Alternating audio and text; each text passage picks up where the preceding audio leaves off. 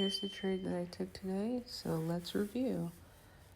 I entered this trade from a 3-minute bullish breaker, and I was looking to fill this fair value gap that I have outlined in yellow.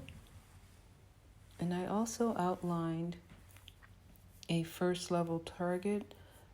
I am generally going after a couple of points.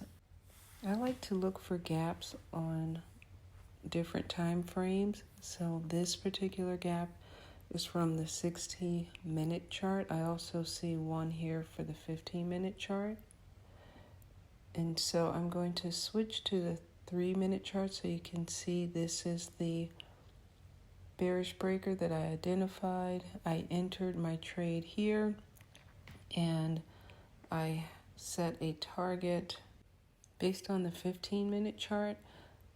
Sometimes when you are in these gaps, they don't always fill right away, so I like to set a low-hanging fruit target, if you will. So that was it.